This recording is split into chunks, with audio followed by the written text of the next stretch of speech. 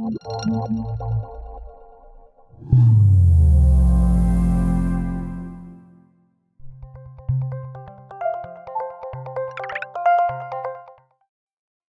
am absolutely thrilled to say that we're being joined by Jason Smith, currently of Klue, but of course a track record as a serial entrepreneur.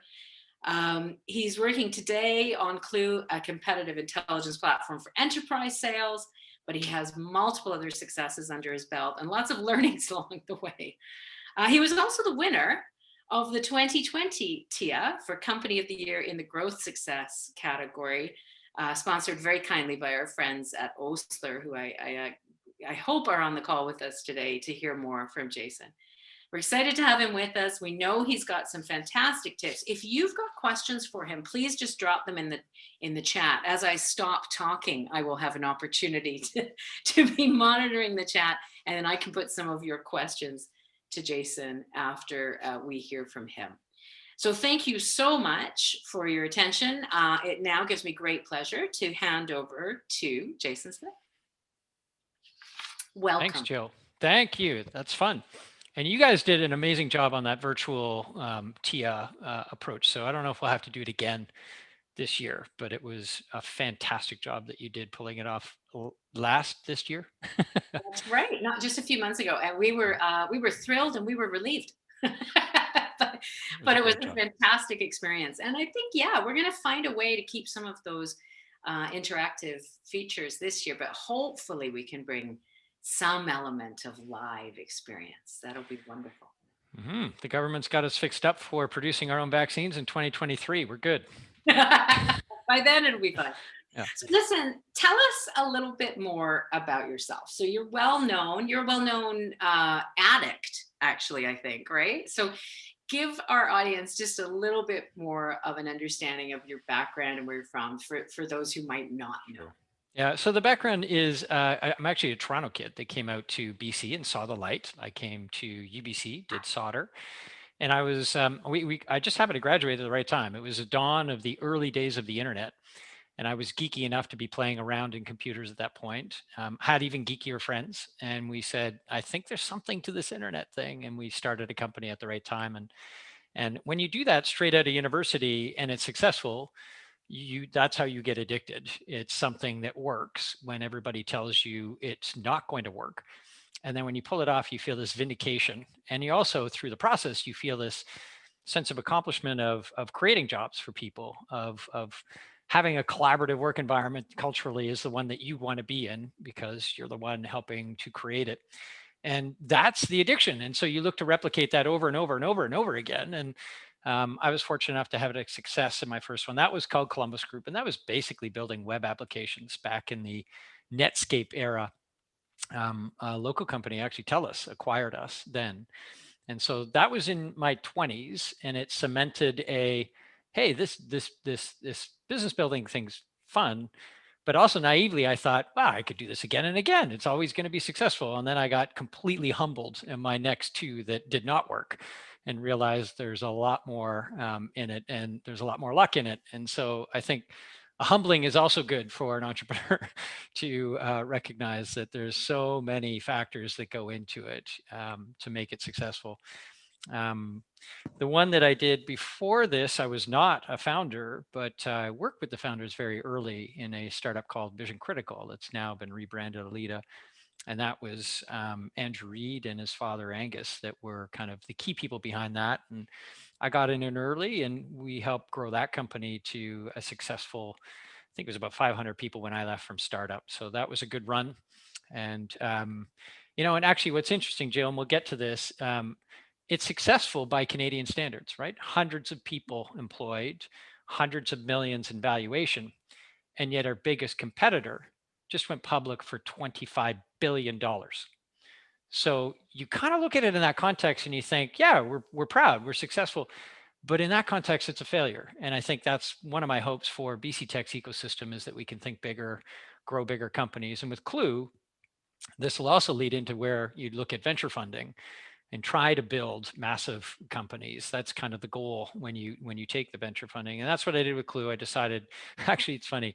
At 40, I left Vision Critical. I went around the world with my family, and I did like a 13 country trip. It was fabulous. Did the full reset, connected with my family, and then I came back and started Klue, and thought I was going to bootstrap this thing and just have a nice small little business. And then, like most small little businesses, where you keep peeling back layers of the onion, you realize there's a bigger and bigger opportunity. And Klue became that, and I recognized that pretty much every company in the world has competitors, and nobody really does a good job of staying on top of their competitors. And so if I could help automate that and give every company a lens into what those competitors are doing, then maybe that's something that could scale quite rapidly.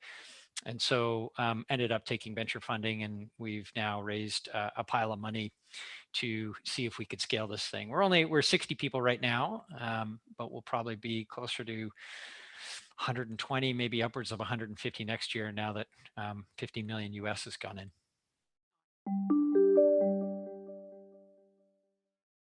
And when Andrew and I were building Vision Critical, we spent a lot of time thinking about how quickly we could scale the company and plant flags in as many companies as possible and aim bigger. And when you got, the Gap and Old Navy and Banana Republic on, that was like, okay, that's not WestJet anymore. That's the American side. And we just got bigger and bigger. And I think that is the mindset that I would want to bring back to young Jason Smith: is you can do it. You can think bigger, go bigger. That's awesome. And one of the stories that I love to tell is that Canadians can do this. We haven't necessarily done it in business, but with Own the Podium, we absolutely decided that we were no longer going to be sports tourists. We were going to own the podium, and we were going to aim for gold. And we were very, very successful. So we can do it. We just need a boost, and we need the right infrastructure and the right supports in our ecosystem to support not athletes in this case, but small, high potential businesses to really reach their full potential. Well, let's go deeper on another topic that you mentioned earlier. So you were talking about your first company was bootstrapped, but with Klue, you're focused on venture, and we were talking about how you really want to tackle huge problems, big markets, big problems. So tell us when venture money is the right answer for a startup and when it might not be. Yeah, this is an interesting one, because in my conversations with entrepreneurs, it's hard not to um, ignore TechCrunch and all of the companies that get venture money, and it looks sexier, and it's where the hype comes from. The reality is, if you haven't built a company before and you don't have traction, you won't get venture money out of the gate. You're going to have to find another way to scramble and get yourself traction. If you build something and you've got a track record, you can maybe walk in with that reputation and try and do it. But if you haven't, you're going to have to scramble and bootstrap and get yourself traction to prove that there's a market. That's kind of the first checkbox. The one that the venture community is always looking at is, how big is this thing? And that was another thing that I had to get my head around as maybe a Canadian entrepreneur. Was they're not thinking about a $50 million exit, a $500 million exit. They want to know that this could be a billion or a multi-billion-dollar company. And so it's odd when you're sitting in a room, four of you with a whiteboard, and you're having to kind of pitch that this thing could be a multi-billion-dollar opportunity when you barely have, any idea if you've got product market fit. But that's what the venture community is looking at. It's got to be huge. They need big outcomes. Their model works on 1 of 10 are going to win big, and two might be okay, and the rest are going to fail. So their entire model is built on that. So that's their first criteria: how big could this thing be? And then beyond that, it's the usual. They're looking at the team, they're looking at the traction, they're looking at the technology. But it all starts with market size. So I think if I'm an entrepreneur, and I did this with Klue, I thought, this is going to be a niche thing. This is not something that could actually get venture funding. And then as I kind of went deeper and realized more and more companies would pay me a certain amount, and you extrapolate that with saying, there's 100 million companies in the world. They all have competitors. If 4,000 of them pay me 25K a year, that's 100 million in ARR. That's a really big market. Okay, so now it might be venture worthy. And so you kind of go down this path of, is the story there? Do you believe it? Do you have conviction? And then you can go and talk to the BCs about it. But yeah, market size, and then back it up. And if you don't have traction, or don't have your own um, exit previously, then you're going to have to get traction. And I've seen too many people chase venture money too early without that traction. Yeah, I think that's the key point, is that is that you need to have some traction. So you're going to have a phase when you're not venture backed, and you need to make progress during that phase. And also for some business models, that might not be, if those are the expectations of your investors and you're not going to be in a position to deliver on those expectations, it's not going to be a great fit. So choosing where you spend your time and what the right financing model is for your particular tech company, I think is really key. And we hear so much less about bootstrapped companies because by definition they're not in the press because they raise money. But if there So are true. a thriving number of them in BC, and you were one of them in your earlier days.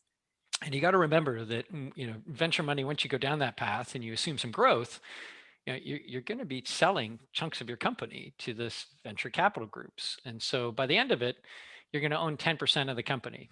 So if you sell for $100 million, then you make $10 million.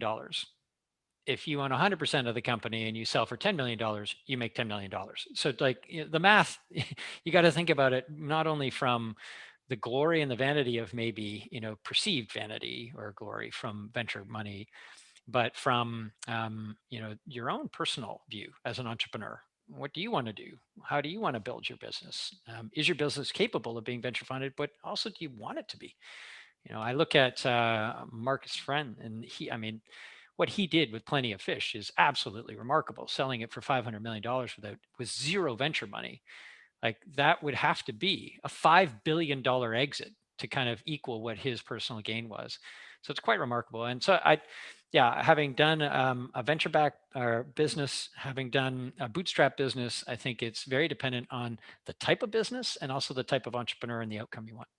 That's awesome. Okay, so with that reality check, firmly put, let's go back to the question of venture money and actually, being successful in getting money. And in particular, I'd really love you to share your experience of success in accessing Bay Area money, Mhm. because that's a whole special topic to itself. It is. It's there's just like any community. There's a way that people in that community walk, talk, and they look to identify similar patterns within that. And so confidence is probably the number one thing. Hold on, I'll back up and I'll just say, like, look, you got to have the right company for it. And so when you're putting together a pitch deck for venture money in general, but certainly Bay Area money, the market size is going to be big, but it's also the timing of it. They want to feel like they're getting in right as it's lifting off. And so the way that you're going to be pitching your company is very much assembling every piece of data point to go, we are right there. We are just right there on this edge. Here's what the customers are saying. Here's the reviews we're getting. Here's the awards that we're winning. Here's the analyst feedback. Here's the NPS scores. So, great company, huge market, and the flywheel is starting to spin. So company wise, you need all that and the customer proof. But on the subtleties of the pitch, this is something that took me a while to learn. Like, and it's everything. It's little things like, if you're in the Bay Area, you don't say San Fran, you say SF. Like little things like that that say you're on the outside versus the inside.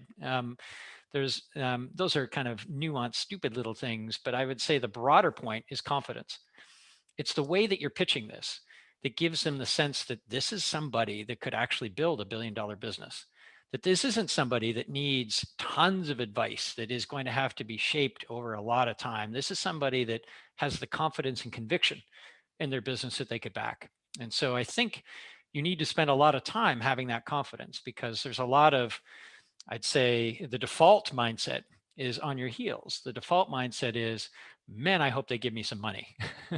Right? So you've had a lot of no's probably. Man, I hope they give me some money. And I think you need to mentally shift it and trick your mind and fake it into believing that there are 30 people behind this company that are going to give me money. And you need to walk in with pure confidence of, um, I'm bordering on the edge of aloof, I'd say, of this is something that I think is going to be huge. And, frankly, in your mind, you need to be thinking you're lucky to be even hearing from me on this. And so I usually counsel early stage entrepreneurs with that because generally I've seen this as Canadian entrepreneurs, it's almost impossible for us to be too cocky. It's we're just too nice in general. And so I always say pull out your American and try and walk in there as if you have what it takes to build a massive business. They're lucky to be hearing this right now, and you're going to approach everything with that level of confidence. And there's 30 next waiting.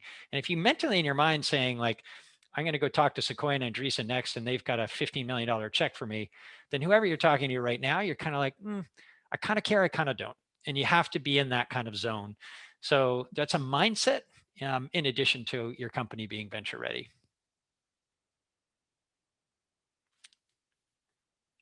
Fabulous. I managed to mute myself. This is my first call of 2021. Can you see I it? withheld myself from even saying it, Jill, because I'm Oh, like, you're on. No, I I'm won't say I'm it. She'll know. embarrassed. I'm embarrassed. What you're describing there um, sounds quite challenging for a typical Canadian, right? So it really is take a different mindset to work if you're trying to raise money in a competitive situation where your competitors for money are going to bring this very assertive, confident, dare I say it, American approach. It is. It is a mindset shift. It took me a while to kind of shape into that, to have the confidence. So, it comes from simple things like if you're going to do a speech, you're going to practice it over and over and over again until it's natural and reflexive. So you're going to do that with your pitch deck over and over again. Um, I always like to say, pitch as many smart people who are going to be brutally honest with you as possible, that maybe aren't going to be, the conduit to money. They're friendlies, and you'll get better at each time you pitch that. And I did that on my VC path. Craft Ventures, David Sachs' company, was the one that led our last round out of the Bay Area. Very sharp people. But I didn't pitch them first. I pitched others first that were maybe not as top tier as what they were. And so I warmed myself up getting to the really sharp minds. And, I pitched Andreessen, I pitched Sequoia, I pitched, Norwest, all these companies where they're on it. They know their stuff very quickly. But a lot of it, I think the subtle underlayers, everyone's got a good story. You have to have a good story. You have to have a good business. It's the subtlety of feeling of the confidence that you can imbue into them with, like, this is somebody that could take the company forward. That needs practice. Okay, well, listen, this has just been fantastic. So, thank you so much. We've still got a lot of your time, which is great. I'm going to just take a moment to sort of encourage everyone to raise your questions in the chat. We've got a lot of people on the call, so that would probably work better than than just unmuting yourself. So, if you can do that, and I'm just going to go to the chat because I can see we've got some great questions. So, I'm just going to do last one first here. So, what's next for you, Jason? When are you going to launch your next company? Oh, I'm in the throes of Klue. We're just getting started, right? So we just literally raised our Series A in the middle of COVID. We actually kicked off. That was a funny story. Kicked off on March 16th, the day that we all started to realize it's real. And so I'm in deep on that one, and it's going to be a while. I actually could see Klue being my life's work. I could see working on this for a long, long time. I think it's a massive problem to take bunch of unstructured data about your competitors and make sense of it and turn it into insight that the frontline revenue people could use and leverage. So I'm excited about that one. I'm going to keep cranking on that. So that's not from a business standpoint of what's next, but maybe a corollary to that is something I really like to do is find the young entrepreneurs that are trying to build their business and some of the gaps that maybe I learned, bumps, pitfalls that I came into that I could share. So I try and do that with a lot of early stage entrepreneurs, and maybe one day have enough angel money that I can help seed more of the BC tech community with money. That's awesome. Well, we will take you up on that offer soon. I look forward to it. but but I tell you, one of the things I really like is the ambition, right, and the focus, and it's really clear that although you've raised venture funding, and so at a certain level that implies at some point there's going to be an exit. You're not looking to sell this company quickly, right? Like you're looking to build a fantastic, world-beating, based in British Columbia, operating all over the world business. So tell us a little bit more about how a company like Klue can become an anchor company Mm. in BC. Yeah, and I think that it's a critical point. It's also part of your belief, but also your talk track with VCs. It's like you're not there to sell it. You're not talking about your exit plan in 5 years, unless it's an IPO for billions of dollars. And so, for myself, I truly believe that. I truly believe that this could be a massive business that could have a lot of impact. And so, and I think, if we talk to a number of my vision critical colleagues and we saw what Qualtrics, where they ended up as a $25 billion now public company that got acquired, spun out of SAP and now public again, like that's what we want. We want to have that. We want to have that anchor business. And so I don't want to miss it this time where we got close with vision critical last time. So what does it take? Actually, one of the core things it takes is people, right? Like 80% of our costs are people. Everything that's built is through people and talent. And so I think, I always have, I'm pay very, very close attention to the initial founding building blocks of the people that you're putting in place and the culture that you've got. So if you're going to have a great club, you need the right bouncer at the door that's picking the right people to come in to make the club really worthwhile. And I think that's your HR and people and talent recruitment team. And I always use this, this one metric of like the 5 clones rule of like, if you've got some doubt on a hire, imagine you're going to hire 5 people just like that, 5 more just like that. Do you have a pit in your stomach? Or are you really stoked? And if you have a pit in your stomach, don't hire them, and start with those really good hires. And then that, to your point of the Facebook woman that was talking about that, you start with a good core base of very talented people, super smart, company first. Then that creates a flywheel of attracting more people that want to work with those people, and it cycles up from there. But the old adage of B players hire C players is very true, and everyone thinks they've got A players, and you've just got to make sure that you are tripling down and know that your benchmark is not, a even a fellow BC company. It's a Bay Area company that's got funding at a world class level. Yeah, it's one of the things that I like to myth bust about a little bit, because the research is actually pretty clear, about when does a company, if a company, if acquired, when does it exit a jurisdiction, when does it leave. And it's actually got a lot less to do with the source of funding and a lot more to do with the size the company was when it was acquired. Mm. So if when acquired, you've got 200, 300 plus more employees, and the value of your company is in the heads of those employees and their ability to work together and innovate and pivot and and sell to customers all over the world, it is very unlikely that you are going, if you've just acquired that company, to disrupt it entirely by starting again with a whole bunch of new people that haven't been involved in building that success. So the evidence, what the research shows, is that if that the stickiness of a company to a jurisdiction is far more closely correlated to the size of that company when it was acquired in terms of number of employees, not value, not anything else. And this is why Jason and I are utterly obsessed with the need to support BC tech companies to start up, to scale up, right? To get beyond that small stage. At that small stage, if you sell out, there is a danger that you might leave our economy, and that would be terrible for our ecosystem. If we can support you to become medium sized, if we can support you to become large, you are going to be a sticky member of our ecosystem and our economy. And so that's why I'm obsessed, and Jason is obsessed with helping BC companies to grow, supporting them through that journey. He's giving back today voluntarily to just share his advice, whether it's on this call or in other connections I've made for him. Incredibly generous with his time. We thank you for that. But because he's determined to see BC become the best possible place it can be. And I think that's an important message for all of us to share, right? We are stronger, we are more resilient when we've got our feet firmly planted on the ground and we're successful and we're thriving and we're growing and we're large enough to be resilient.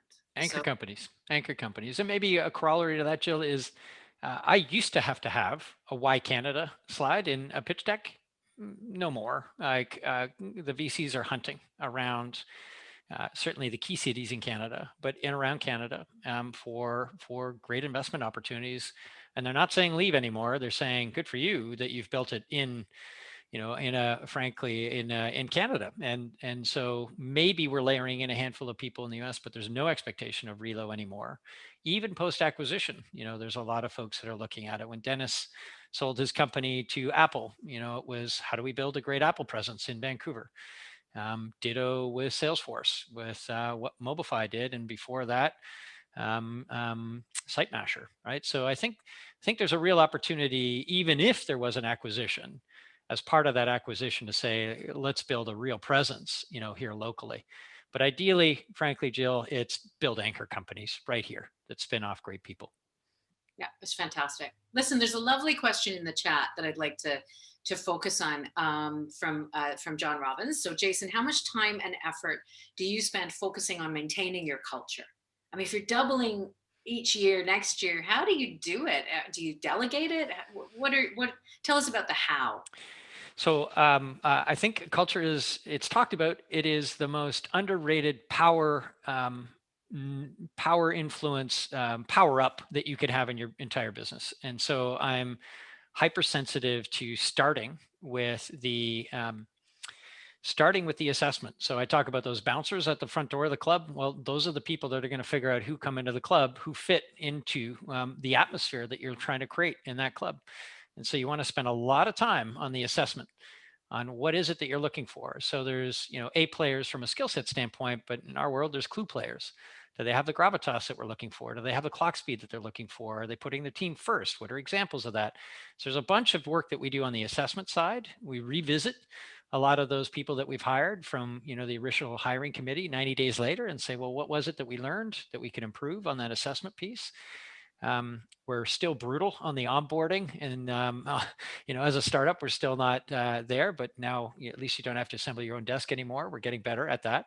But it's the assessing where we spent a lot of time to make sure that we're people picking correctly. And often that is not a resume; that's a character of a person. That's somebody that, with the right mix of mentorship, of approaches, will be exceptional. And I'd rather hire somebody that might be a little slower out of the gate in terms of direct applicability of their experience, but will be on a much more exponential curve of growth and contribution back to the company within a year. So we often hire off resume, and get the people that we think character-wise are good. So understanding those characters are key. And then maybe one more point on culture I think that's valid. No matter how big your company is or how small it is, you will make mistakes on that assessment, and you will bring in people that will be detractors for your culture. And I missed that even early with a hire, in our early days. I think we were like 20 people. And there was a detractor, and it's the person that's bringing other people out for coffee and saying, do you feel like the company's treating you this way? Like, it feels odd. And they're trying to solicit almost a negativity and a toxicity in the culture. And you've got to have the rest of the company that you've hired that be defenders of that culture and say, well, wait a minute, what's your role in that? Like, or have you brought it up? And how can we address it? And how do you turn somebody that's a detractor into somebody that either should be leaving the company or becomes a defender of the culture? And so you don't want detractors, and you want defenders that aren't just you as the founder. You want that from the person that you hired in, so that they carry that torch through the next hire and the next hire and the next hire.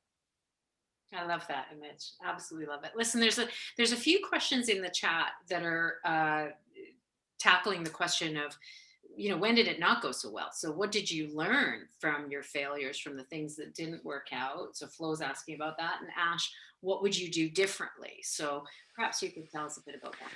Oh, there's so many failures. Like, it's just a never-ending game of failure and picking yourself up and finding the right way through it. I think, there's a number of things that I would point out.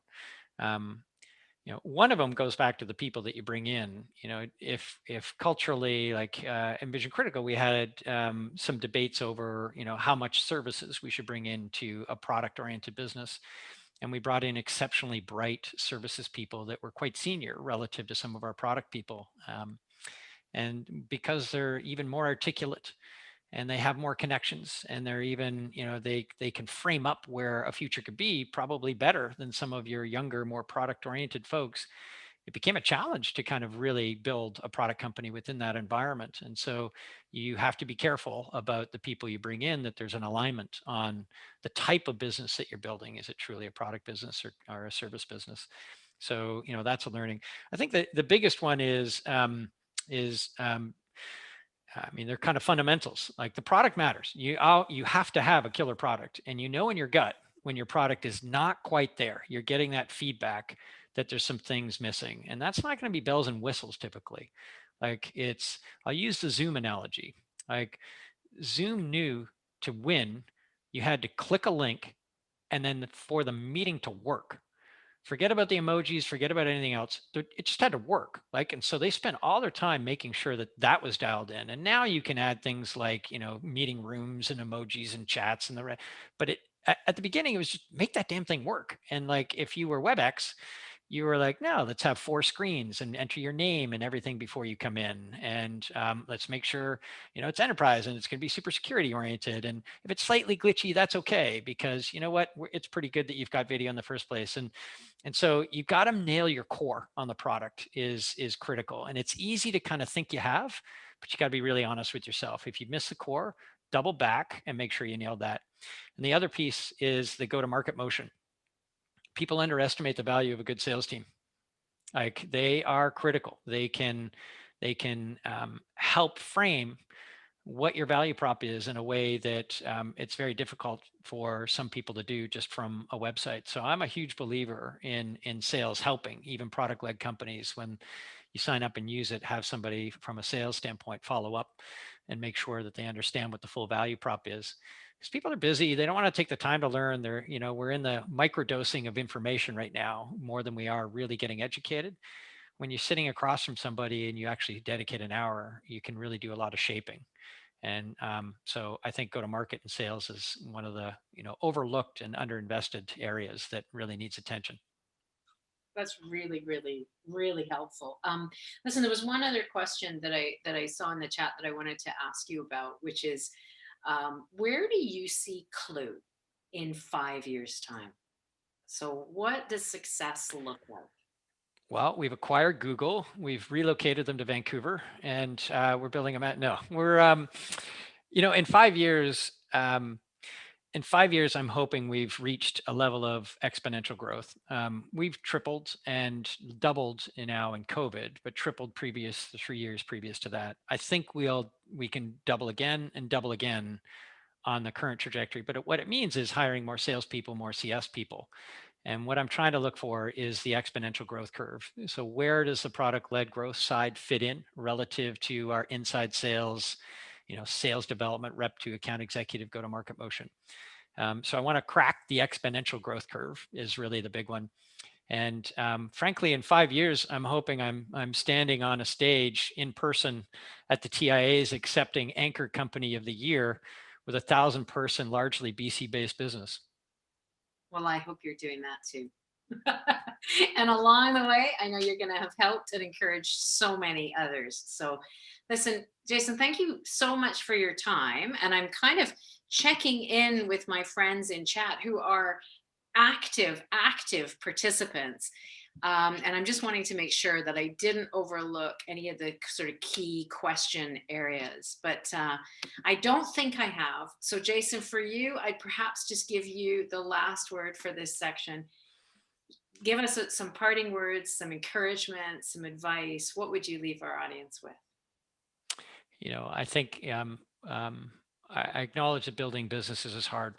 There is so many pieces and components of it that go wrong every day. And I think the resilience and the grit that you need to just get up and find, the beautiful moment and the thing that you can focus on is critical. And those of you that are leaders on this call, before you turn the virtual door handle and walk into your office on Zoom now, you need to set the tone. Remember that you're setting the tone for everybody. And I think it's easily forgotten in the challenges of keeping the emotional resilience high, in particular in the COVID era. But I think remember that you're setting the tone. And in my view, I think transparency, a genuine, authentic view of this is what's going well, this is what's not going well, and let's fix that and let's be honest about it, is the best way to do it. And I think more and more people coming into the workforce today appreciate a level of authenticity with what's going well and what's not. We just had our virtual offsite for last week for 2 days, and I had people that had joined us recently from Salesforce, from Hootsuite, from SAP, from bigger companies, and they were like, "Okay, so this is like a sales kickoff. We got to get everybody hyped." And I said, "Actually, not. I want to make sure that we talk about the good things, and I want to make sure that we talk about the bad things, and that everybody realizes that there's a balance of both, and that we're never going to get ahead of ourselves on our skis and never behind, but recognize that there's always ups and always downs." And I think as a leader, if you can bring that authentic reality, I think everybody appreciates it and they'll address those problems to success. That's absolutely fantastic. So thank you so much for that. Um, those are words of wisdom that I think we can all learn from. So we really, really appreciate it. Thank you very much, Jason. Everyone give him a big round. The virtual clap. Glad to You be here. should do jazz hands.